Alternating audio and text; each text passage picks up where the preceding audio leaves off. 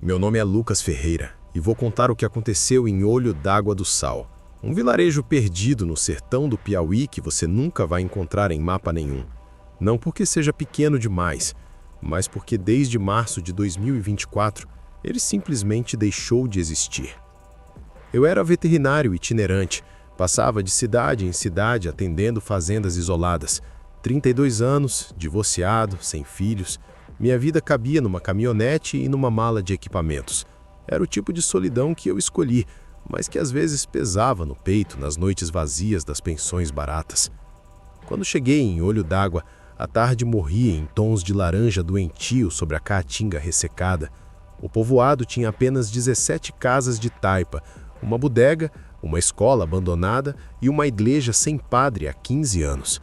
A estrada de terra que levava até lá era quase intransitável, cheia de pedras soltas e buracos que sacudiam os ossos. O que me levou até lá foi um chamado urgente de seu Damião, criador de cabras que perdia animais todas as noites havia 2 semanas.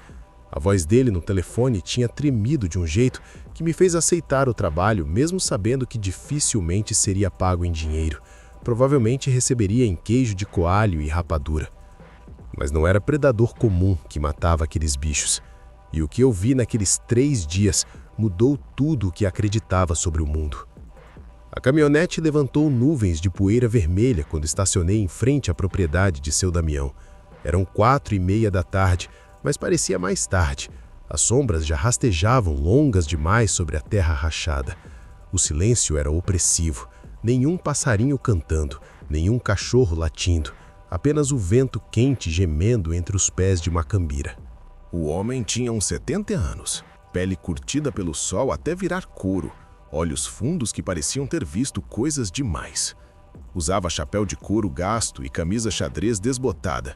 Quando me viu, não sorriu, não acenou. Apenas olhou para trás, para o curral e balançou a cabeça. "Doutor, o senhor veio", disse ele sem apertar minha mão. Tinha as mãos nos bolsos como se tivesse medo de tocar em qualquer coisa. Mas talvez seja tarde demais. "Tarde demais para quê, seu Damião?" perguntei, pegando minha maleta do banco. "No telefone o senhor disse que estava perdendo animais. Que tipo de predador estamos enfrentando?" Ele cuspiu no chão, um cuspe grosso e amarelado. "Não é predador, doutor. Não do tipo que o senhor conhece." Seguiu até os currais. O caminho era curto, não mais que 50 metros, mas cada passo parecia mais pesado. A sensação de ser observado crescia. Olhei ao redor, apenas caatinga seca, pedras e espinhos, mas a sensação persistia. O cheiro chegou antes da visão. Podre, metálico, adocicado, errado de um jeito que fazia o estômago revirar. 7 cabras jaziam espalhadas no chão de terra batida do curral, mas não estavam simplesmente mortas, estavam vazias. A pele colada aos ossos como papel machê, olhos fundos como passas escuras, línguas negras penduradas das bocas abertas em gritos silenciosos. Nem uma gota de sangue no chão, nem uma mancha sequer. "Jesus Cristo", murmurei, ajoelhando perto de um dos cadáveres. Coloquei as luvas de látex e toquei o animal. A textura era de couro velho, mumificado, como se o bicho tivesse morrido há meses, não horas. Mas o cheiro dizia que era recente, muito recente. "Seco", falei, mas para mim mesmo, como se tivessem sido completamente drenados. "Não é o primeiro ataque, doutor." Seu Damião cuspiu no chão de novo. Era um tique nervoso, percebi. "Começou na fazenda do Zé Pequeno, lá no outro lado do povoado, há 15 dias. Perdeu 12 cabeças numa noite só. Depois foi na do Tonho da Baixa, 23 cabras e 5 galinhas. Agora tá aqui. Sempre a mesma coisa. Os bichos amanhecem assim, secos, e sempre falta alguma coisa." "Falta o quê?" O velho apontou para a cabra mais próxima de mim. Aproximei-me, examinando com mais cuidado. O animal tinha um buraco perfeitamente circular na base do pescoço, pouco acima da clavícula. O orifício tinha uns 3 centímetros de diâmetro. As bordas eram limpas, precisas, quase cauterizadas, como se alguém tivesse usado um instrumento cirúrgico aquecido. A jugular foi perfurada. Falei, sentindo o estômago revirar de novo. mas não há sangue, nada. E os órgãos internos também, doutor. Pode abrir qualquer um, não vai achar fígado, rim, coração, nada. É tudo oco por dentro, só pele e osso, como se alguém tivesse chupado tudo de dentro para fora. Peguei minha faca e com mão trêmula fiz uma incisão no abdômen de uma das cabras. A pele se abriu fácil demais, como tecido velho. E lá dentro, vazio, completamente vazio. Não havia vísceras, não havia músculos, apenas uma cavidade oca, com a coluna vertebral e algumas costelas secas, como se alguém tivesse extraído tudo com precisão cirúrgica. Isso é impossível, sussurrei. Não existe predador que faça isso. Não existe nada que... Minha voz morreu quando olhei ao redor. A tarde caía rápido no sertão. O sol já tocava o horizonte, sangrando vermelho sobre as pedras. Sombras alongadas rastejavam entre os pés de macambira e os troncos retorcidos dos juazeiros. E todas as sombras pareciam se mover na direção do curral. "O senhor viu alguma coisa?" perguntei, forçando racionalidade na voz. "Onça, raposa, matilha de cachorros selvagens, algum..." "Não é bicho, doutor," seu Damião interrompeu, voz baixa e rouca. "Num do tipo que anda de 4 patas. A gente ouve. Todas as noites a gente ouve." Um arrepio subiu minha espinha, lento e gelado. "Ouve o quê?" O velho olhou para o horizonte, onde o sol sangrava sua última luz. As rugas do rosto pareciam mais fundas, mais escuras. Um choro, como de criança pequena perdida na mata. Mas não é criança, não. Não pode ser. Vem lá de dentro da caatinga, lá onde ninguém vai. E quando a lua sai, a gente vê a sombra andando nas cercas, caminhando em cima da cerca, doutor, como se não tivesse peso. Sombra? Que tipo de sombra? Seu Damião engoliu seco. A mão dele tremeu quando levou o cigarro de palha à boca. Uma coisa que anda em 2 pernas, mas não é gente. Tem o lombo curvado para frente, como se carregasse um peso invisível. A cabeça é grande demais para o corpo e os olhos... Ele fez uma pausa longa, olhos perdidos em alguma memória. Os olhos brilham vermelho no escuro, vermelho vivo, como brasa. E quando a coisa olha para você, é como se ela visse dentro da sua alma. Forcei um sorriso racional, profissional. "Seu Damião, o senhor sabe que isso é impossível. Deve ser algum tipo de predador noturno, talvez uma onça doente ou..." Um som cortou minha frase. Distante, vindo da caatinga. Agudo, estridente. Como um choro de bebê misturado com um guincho de porco sendo degolada. Um som que não deveria existir na natureza. Congelamos. O cigarro caiu dos dedos de seu Damião. O som veio de novo, mais perto dessa vez, ecoando pela caatinga seca. "Ué! Ué! Ué!" "Tá vendo?" Seu Damião recuou em direção à casa. "Ainda nem escureceu de verdade e já começou. Ela sabe que tem gente nova aqui. Ela sente." "Ela quem?" O velho não respondeu. Apenas olhou para mim com pena. "Doutor, o senhor não devia ficar. Ninguém fica fora de casa depois que escurece. Ninguém que queira ver o sol de amanhã. O Geraldo, filho do Tonho, ficou. Achou que ia vigiar o curral. Achou que ia pegar o que estava matando os bichos dele. E o que aconteceu?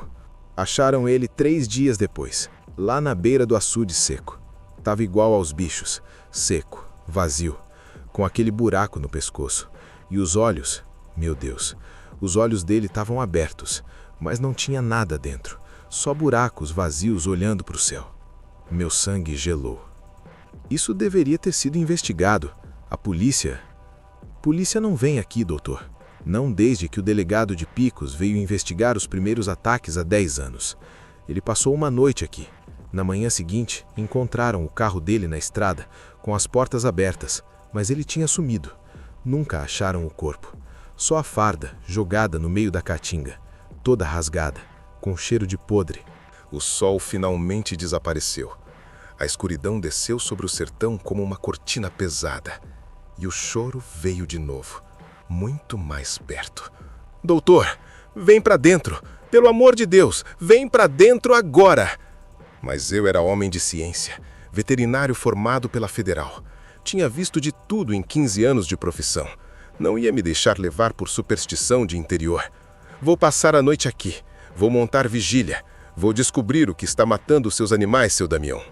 O velho me olhou como se olhasse para um morto que ainda não sabia que estava morto. Então que Deus tenha misericórdia da sua alma, doutor, porque essa coisa ela não vai ter. Montei acampamento na varanda ampla da casa de seu Damião, de frente direta para o curral. Levei tudo o que tinha: lanterna tática de alta potência, binóculo com visão noturna militar, câmera com infravermelho que usei para documentar casos de oncas, gravador de áudio e minha velha espingarda calibre 12, herança do meu avô. Se fosse predador, ia levar chumbo. Se fosse ladrão querendo assustar os moradores locais com truques, ia levar uma surra e uma denúncia. A família de seu Damião se trancou dentro de casa às 7 da noite em ponto. Ouvi pelo menos 5 trancas sendo fechadas. Depois, ouvi marteladas. Estavam pregando tábuas nas janelas. O sol finalmente desapareceu. A escuridão desceu sobre o sertão como uma cortina pesada. E o choro veio de novo, muito mais perto. Doutor, vem pra dentro! Pelo amor de Deus, vem pra dentro agora! Mas eu era homem de ciência, veterinário formado pela Federal. Tinha visto de tudo em 15 anos de profissão. Não ia me deixar levar por superstição de interior. Vou passar a noite aqui. Vou montar vigília. Vou descobrir o que está matando seus animais, seu Damião. O velho me olhou como se olhasse para um morto que ainda não sabia que estava morto. Então que Deus tenha misericórdia da sua alma, doutor, porque essa coisa ela não vai ter. Montei acampamento na varanda ampla da casa de seu Damião, de frente direta para o curral. Levei tudo o que tinha: lanterna tática de alta potência, binóculo com visão noturna militar, câmera com infravermelho que usei para documentar casos de oncas, gravador de áudio e minha velha espingarda calibre 12, herança do meu avô. Se fosse predador, ia levar chumbo. Se fosse ladrão querendo assustar os moradores locais com truques, ia levar uma surra e uma denúncia. A família de seu Damião se trancou dentro de casa às 7 da noite em ponto. Ouvi pelo menos 5 trancas sendo fechadas. Depois, ouvi marteladas. Estavam pregando tábuas nas janelas, do lado de dentro. Não abre a porta para nada, doutor. A voz de seu Damião veio abafada por trás da madeira grossa.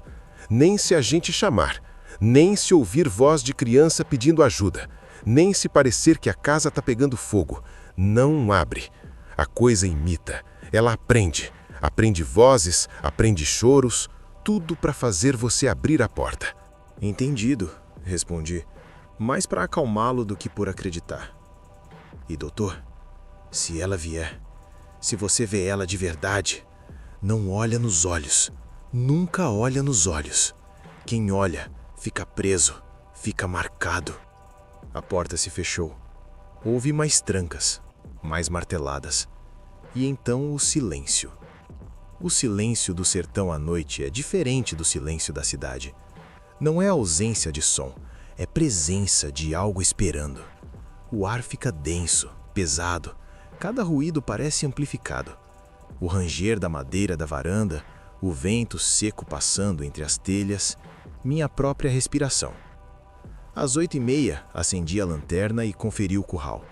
As carcaças das cabras mortas ainda estavam lá, silhuetas escuras contra a terra clara. Peguei o binóculo infravermelho. Nada além de calor residual dos corpos. Às 9, as estrelas encheram o céu. Milhões delas. Sem poluição luminosa, o céu do sertão parece infinito, mas naquela noite as estrelas pareciam frias, distantes, indiferentes. Às 9h30, os grilos pararam de cantar. Foi súbito. Num segundo havia o cricrilar constante que é a trilha sonora da noite no campo. No segundo seguinte, silêncio absoluto, como se alguém tivesse apertado o botão de mudo no controle remoto do universo. Meu coração acelerou. Segurei firme na espingarda. Às 10, a temperatura caiu. Não fazia sentido, estávamos em dezembro, no auge do calor do sertão.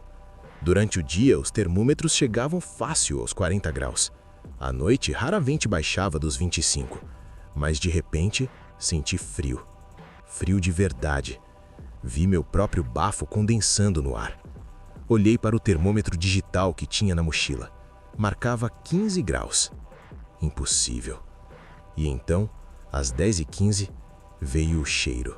Chegou com o vento. Carne podre. Mas não era cheiro de carniça normal, do tipo que você sente passando por um animal atropelado na estrada. Era algo mais antigo, profundo, como se fosse decomposição misturada com terra de cemitério e enxofre. Um cheiro que queimava as narinas e fazia os olhos lacrimejarem. Cobri o nariz e a boca com a camisa. Peguei a lanterna. O feixe de luz cortou a escuridão, varrendo o curral. Nada. Apenas as carcaças. Apenas sombras. Peguei o binóculo infravermelho. Ajustei o foco.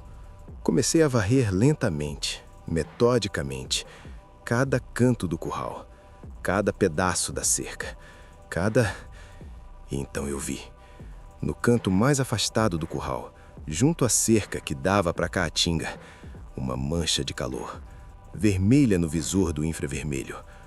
Mas a forma era completamente errada. Parecia humanoide, mas as proporções não batiam. As pernas eram finas demais, longas demais, como pernas de aranha. O tronco era pequeno, curvado para frente num ângulo impossível para uma coluna humana. Os braços desciam até quase tocar o chão. E a cabeça era grande demais, oval, com 2 protuberâncias nas laterais onde deveriam estar as orelhas. A coisa estava completamente imóvel, agachada, como se estivesse esperando. Meu dedo encontrou o gatilho da espingarda. Suor escorria pelas minhas costas apesar do frio. Por 10 segundos, que pareceram 10 horas, nada aconteceu. Então a coisa moveu a cabeça, lentamente, virou na minha direção. Mesmo através do binóculo infravermelho, mesmo sem poder ver detalhes, eu senti ela me olhando. E então, ela se moveu. Rápido, impossível de rápido. Num segundo estava agachada no canto, no outro ela saltou. Não correu, saltou sobre uma das cabras vivas que estava amarrada numa estaca separada das outras. O animal berrou um grito que nunca ouvi de nenhum bicho antes em 15 anos de profissão. Um grito que tinha medo, dor e algo mais. Algo como reconhecimento. Como se a cabra soubesse exatamente o que era aquela coisa e o que vinha a seguir. Deixei cair o binóculo. Peguei a espingarda, mirei, disparei. O clarão da arma iluminou o curral por uma fração de segundo, mas foi o suficiente. Eu vi. Pele acinzentada, cor de cinza de cigarro molhado. Não era pele normal. Era algo entre carne e casca de árvore, enrugada, grossa, com texturas que pareciam raízes ou veias expostas. A espinha dorsal tinha espinhos, espinhos reais, protuberâncias ósseas saindo das vértebras como uma crista dorsal primitiva. As garras eram longas, curvas, negras. Não eram unhas. Eram quitina ou osso exposto. E o rosto não era rosto. Era uma abertura, um buraco negro onde deveriam estar feições. E dentro desse buraco, 2 círculos perfeitos brilhavam em vermelho vivo. Não eram olhos, não no sentido tradicional. Eram aberturas para algo do outro lado. Algo que pulsava e brilhava e estava vivo de um jeito que contradizia todas as leis da natureza que eu conhecia. E então, a boca abriu.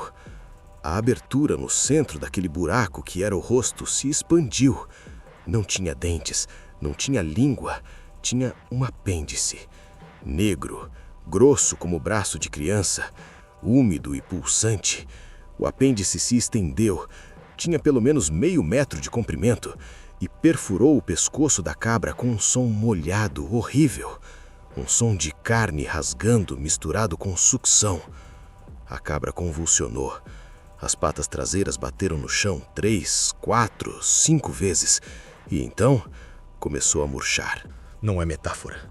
O animal literalmente murchou diante dos meus olhos.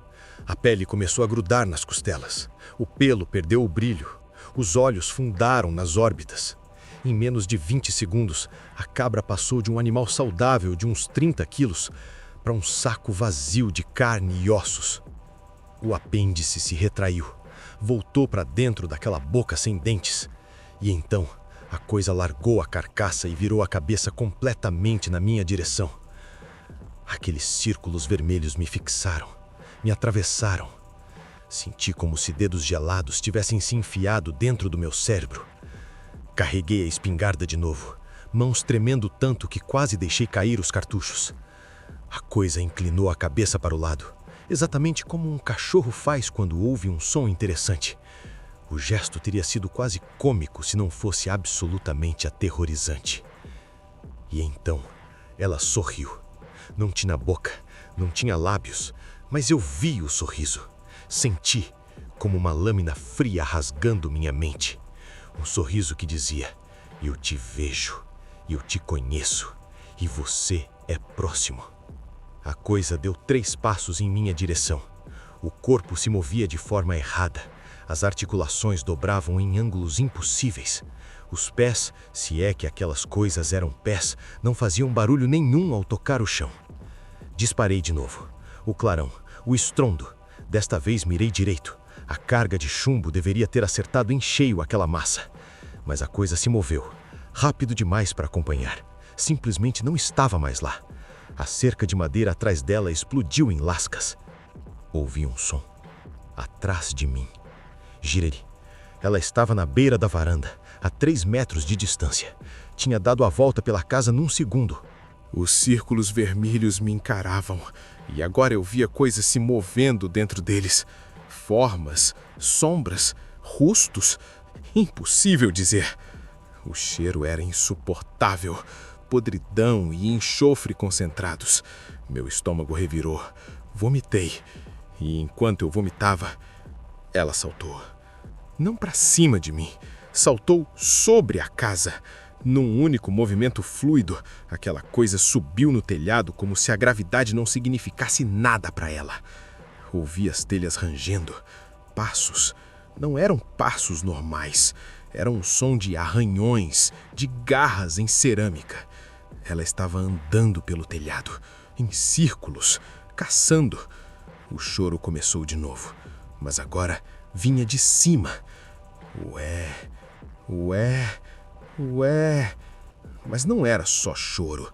Havia palavras distorcidas, erradas. Viu, viu, viu, viu tudo, viu demais. A voz não vinha de uma garganta, vinha de dentro da minha cabeça, ecoando, multiplicando, como se 10 pessoas sussurrassem ao mesmo tempo dentro do meu crânio. Atirei para cima, 3 vezes. As telhas explodiram, pedaços de cerâmica choveram ao meu redor. Silêncio. Contei até 10, até 20, até 30. Nada.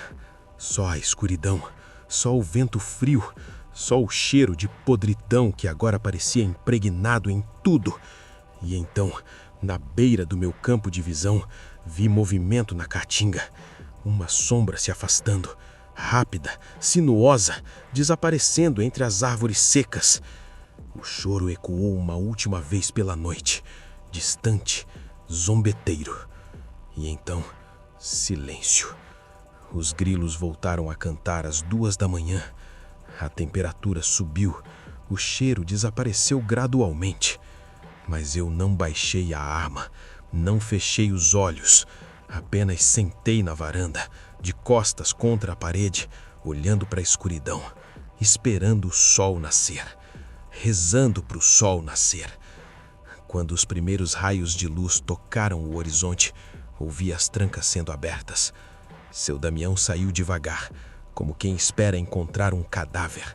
Quando me viu, sentado na varanda, espingarda no colo, olhos vermelhos e vidrados, ele apenas balançou a cabeça. O senhor viu, não foi? Não era pergunta. Não consegui responder com palavras. Apenas assenti. Entre, doutor. Vou fazer um café e vou contar o que precisa saber. Sentamos à mesa de madeira tosca da cozinha. Dona Maria, esposa de seu Damião, serviu café preto forte e pão com manteiga de garrafa. Não consegui comer. Apenas bebi o café, tentando parar de tremer. Meu avô dizia que essa coisa anda por essas terras desde antes da seca de 1915. Seu Damião acendeu um cigarro de palha com mãos que tremiam quase tanto quanto as minhas. Sempre que a terra fica muito seca, muito morta, ela aparece. Porque ela não se alimenta só de sangue, doutor. Ela se alimenta de vida. Suga tudo. Sangue, órgãos, até a alma dos bichos. E quando não tem mais bicho para sugar, ela suga a gente. Isso não pode existir. Minha voz saiu rouca, quebrada. Nada assim pode existir. Viola todas as leis da biologia, da física, de... O senhor viu. Seu Damião cuspiu no chão. Sabe que existe. Não adianta ficar procurando explicação. Não tem explicação. Só tem a maldição. Maldição.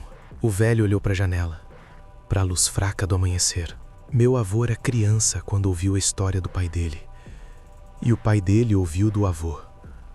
Vai passando. Sempre passando. A história diz que quando os bandeirantes vieram para cá, lá pelos anos 1700, acharam índios, tupinambás que tinham se refugiado no sertão fugindo dos portugueses. Tinham uma aldeia, bem onde hoje é o povoado. Uns 200 índios. Viviam em paz. Ele deu uma tragada longa. Os bandeirantes queriam ouro. Acharam que os índios tinham escondido. Mataram todo mundo. Homens, mulheres, crianças. Mataram devagar, com tortura, para fazer eles falar. Mas não tinha ouro nenhum. Nunca teve. Quando perceberam, já era tarde. 200 índios mortos.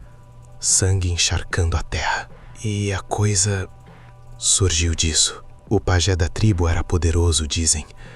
Antes de morrer, ele fez um ritual. Misturou o próprio sangue com a terra e lançou a maldição.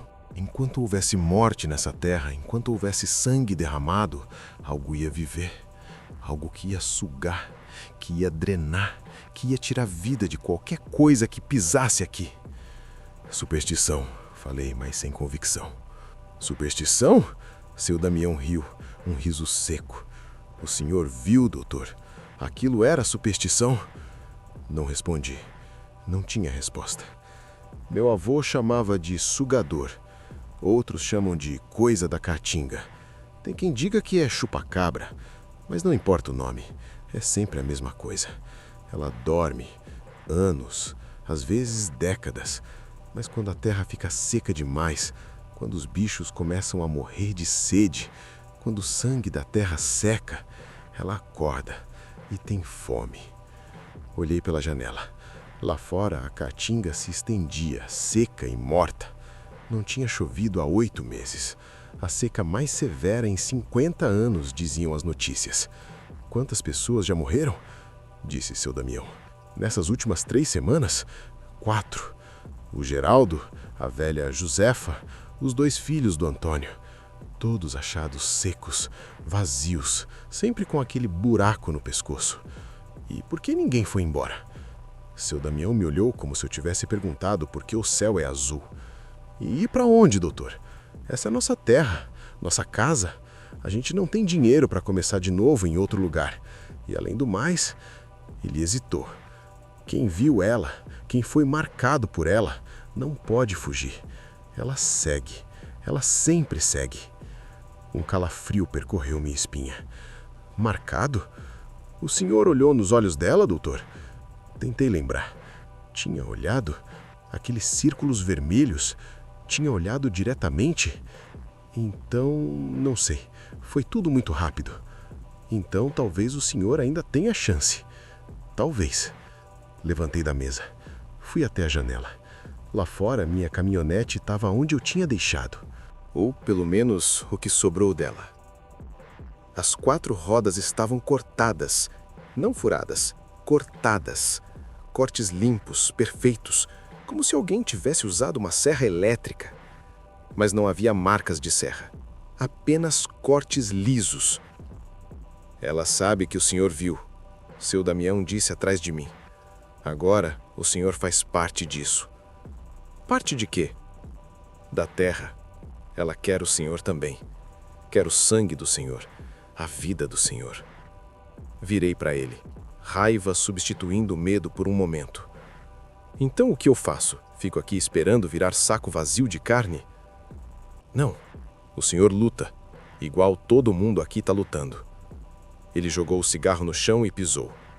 A coisa só caça de noite. Durante o dia, ela volta para a toca. Ninguém sabe onde fica. Já tentaram seguir os rastros, mas eles desaparecem nas pedras. Só sei que é fundo na caatinga, onde ninguém vai. Tem que haver um jeito de matá-la. Meu avô disse que fogo funciona. Disse que tentaram uma vez, em 1952. Juntaram 20 homens. Esperaram ela aparecer e jogaram gasolina. Queimaram ela. O bicho gritou. Gritou igual criança sendo queimada viva. O som era tão horrível que metade dos homens largou as armas e saiu correndo. Os que ficaram continuaram atirando até sobrar só cinzas. E deu certo? Seu Damião balançou a cabeça lentamente. Por 5 anos, sim. A coisa não apareceu. Acharam que tinha morrido. Mas em 1957, a seca voltou. E ela também. Matou 12 pessoas em um mês, incluindo 3 dos homens que tinham queimado ela. Passei a mão no rosto. Precisava pensar. Precisava sair dali. Vou até a cidade. Vou conseguir ajuda. Polícia, bombeiros, alguém que... Boa sorte, doutor. Seu Damião cortou. Mas já aviso, ninguém acredita. E mesmo que acredite, ninguém vem. Não depois do que aconteceu com o delegado. Saí da casa. O sol já estava alto, mas não trazia conforto. Apenas realçava a desolação da caatinga morta ao redor. Comecei a andar pela estrada de terra em direção à saída do povoado. Se conseguisse chegar até a estrada principal, talvez conseguisse carona. Andei por 15 minutos. O sol queimava as costas. Suor escorria pelo rosto. E então percebi algo estranho. Estava de volta ao povoado. Impossível. Tinha andado em linha reta. Tinha seguido a estrada. Mas de alguma forma, dei a volta completa e estava de volta na frente da casa de seu Damião. Tentei de novo, dessa vez prestando atenção em cada curva, cada bifurcação. 20 minutos depois, estava de volta ao povoado. De novo. E de novo. E de novo. Às 3 da tarde desisti. Sentei na sombra de um juazeiro, tremendo apesar do calor. A verdade era inegável. Eu estava preso. Preso naquele lugar. Preso com aquela coisa. Passei a tarde conversando com os moradores. Todos tinham histórias. Todos tinham visto algo. Dona Benedita, 82 anos, contou que viu a coisa em 1971, quando era jovem. Disse que ela entrou na casa dela numa noite e ficou parada no quarto, apenas observando. Não atacou, apenas ficou lá, com aqueles olhos vermelhos por horas. Quando o sol nasceu, ela simplesmente se virou e saiu. Dona Benedita nunca mais foi a mesma. Tinha pesadelos todas as noites. Sempre o mesmo, a coisa voltando para terminar o serviço. Tonho da Baixa, que tinha perdido os 2 filhos, mostrou os corpos. Estavam no galpão da fazenda, cobertos com lençóis brancos. Não tinham sido enterrados ainda, porque o padre que fazia os funerais tinha parado de vir ao povoado. Ele disse que aqui é terra amaldiçoada. Tonho falou, voz embargada. Disse que nenhuma oração funciona, que o mal aqui é muito antigo. Levantei os lençóis. Os corpos eram exatamente iguais às cabras. Secos, mumificados, com aquele buraco perfeito no pescoço. Os rapazes não tinham mais de 20 anos. Um deles ainda tinha a expressão de terror congelada no rosto. Sinto muito. Foi tudo que consegui dizer. Visitei a escola abandonada. Dentro, encontrei algo que me fez parar. Desenhos. Centenas de desenhos infantis nas paredes, todos mostrando a mesma coisa. Uma figura escura, curvada, com olhos vermelhos. Os desenhos eram velhos, as cores desbotadas pelo tempo, mas a mensagem era clara. As crianças sabiam, sempre souberam. Em um dos desenhos, havia uma palavra escrita em português infantil e torto. Sugador come tudo. Na igreja sem padre, encontrei documentos antigos em um baú empoeirado. Registros paroquiais de 1890 a 1950. Folheando, achei menções. Ano de 1915. Grande seca. Perdemos 47 almas este ano. 14 por fome e sede. 33 pela criatura. Ano de 1932. A criatura voltou. Padre Francisco tentou exorcismo. Não funcionou. Padre Francisco desapareceu na noite seguinte. Encontramos a batina dele na caatinga, rasgada e cheia de sangue seco. Ano de 1942. 17 mortes. A criatura está mais forte a cada ano de seca. Começamos a acreditar que ela não pode ser morta, apenas esperada. O último registro era de 1953. Queimamos a criatura. Padre João liderou os homens. Ela ardeu. Gritou como alma do inferno. Rezamos para que Deus a tenha levado. Mas no fundo, sabemos que ela vai voltar. Sempre volta. Voltei para a casa de seu Damião quando o sol começou a descer. Ele estava na varanda, limpando uma espingarda velha. Encontrou o que procurava, doutor? Encontrei 100 anos de mortes, 100 anos de terror e nenhuma solução. É porque não tem solução. Só tem convivência. A gente aprende a viver com ela. Não sai de noite, tranca tudo, reza e espera que ela não escolha você. Isso não é vida. Não é, mas é o que a gente tem. O sol tocou o horizonte. Doutor, entra. Tá quase na hora. Mas algo dentro de mim se recusava. Não ia passar outra noite apavorado esperando. Ia enfrentar. Ia lutar. Não. Vou ficar aqui. Vou tentar conversar com ela. Seu Damião me olhou como se eu tivesse enlouquecido.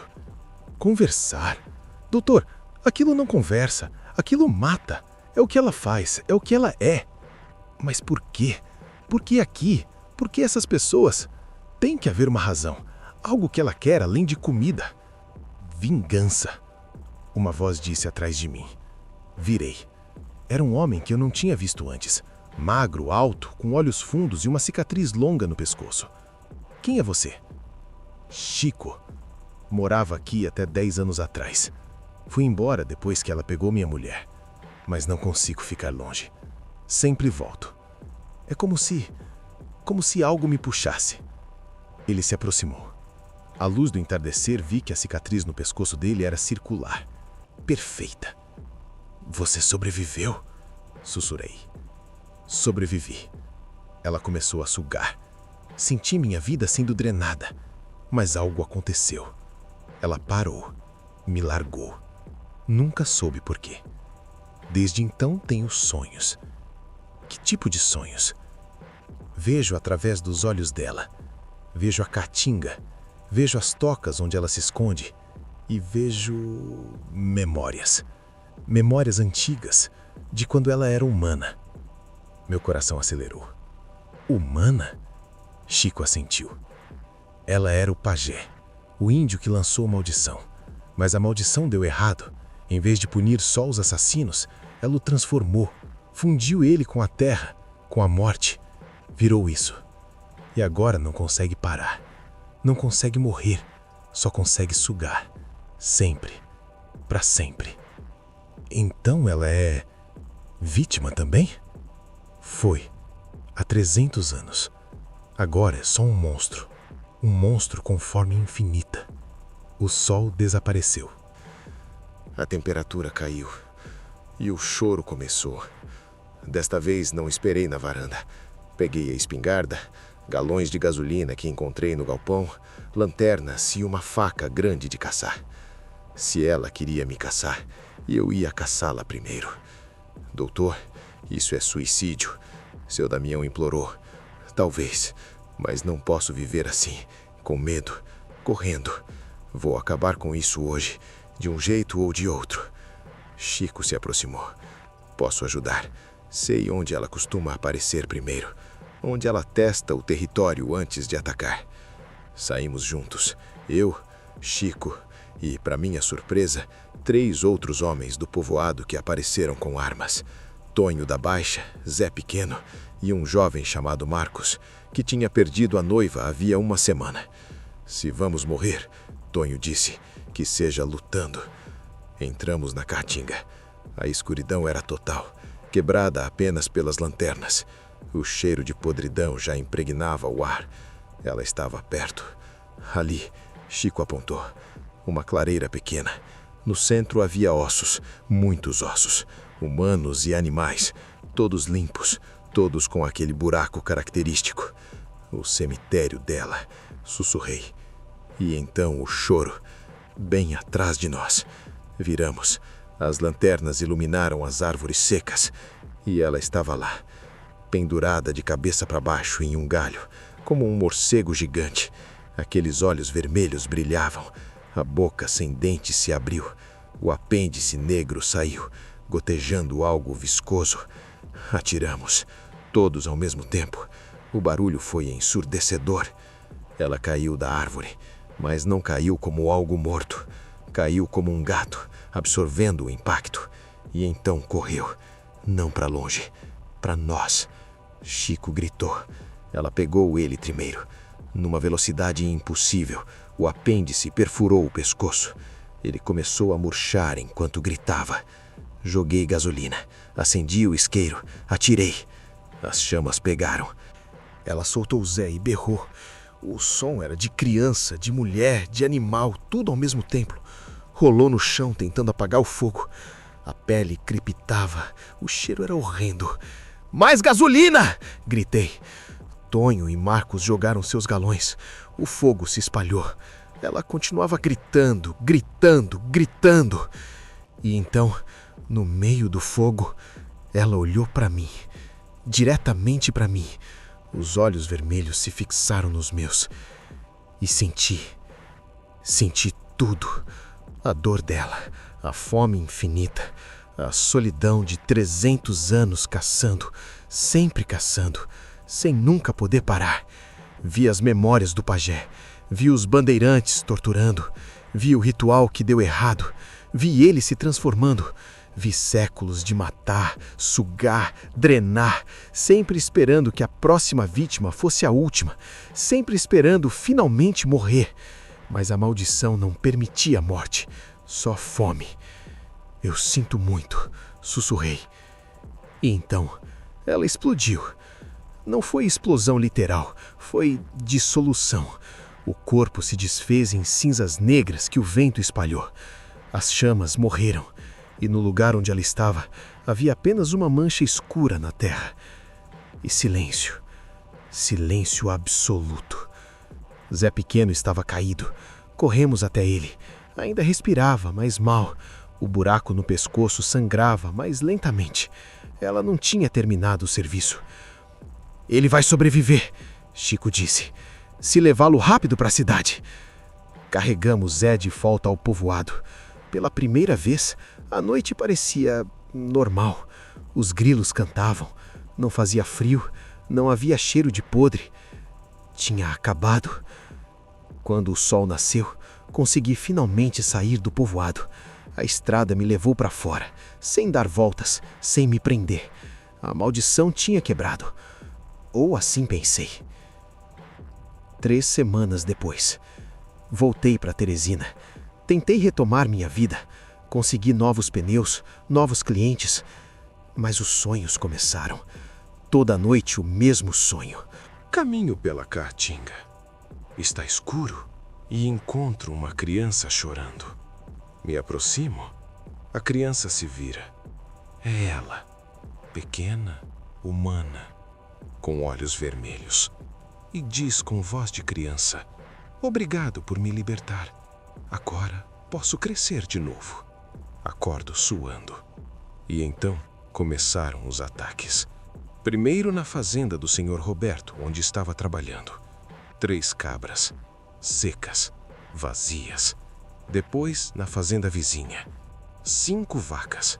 O padrão era idêntico. E toda noite via a sombra, na cerca, me observando, esperando. Chico me ligou há 2 dias. Doutor, ela não morreu. A gente só matou o corpo velho. Mas a maldição se transferiu para você. O quê? Olhe no espelho, doutor. Olhe seus olhos. Fui ao banheiro. Liguei a luz. Olhei. Meus olhos estavam normais. Castanhos. Cansados, mas normais. Mas quando apaguei a luz, brilhavam. Vermelho. Igual aos dela. E senti, pela primeira vez, a fome. Não fome normal. Fome de vida. De sugar. De drenar. Lutei contra. Lutei muito. Mas a fome crescia. E ontem à noite saí. Não queria. Juro que não queria. Mas meu corpo andou sozinho. Até a fazenda vizinha. Até o curral. E quando me dei conta, estava sobre uma cabra. Minha mão, que não era mais minha mão, tinha perfurado o pescoço do animal. E eu estava sugando. Sentia a vida dela fluindo para mim. Quente, doce, preenchendo o vazio infinito dentro de mim. Quando terminei, a cabra estava seca. E eu me senti bem, cheio, satisfeito, por algumas horas. Mas agora, a fome voltou, mais forte. E desta vez, animais não vão ser suficientes. Se você leu essa história até aqui, precisa saber de algo. Não é só história, é aviso. A maldição se espalha através do conhecimento, através de ver, ouvir, saber. Você leu, visualizou, imaginou cada detalhe. E agora, tarde da noite, quando fechar os olhos, vai sonhar com a Caatinga. Vai ouvir o choro distante e vai sentir aquela fome, pequena no início, quase imperceptível, mas crescendo, sempre crescendo. Porque a maldição não precisa mais da terra seca do sertão.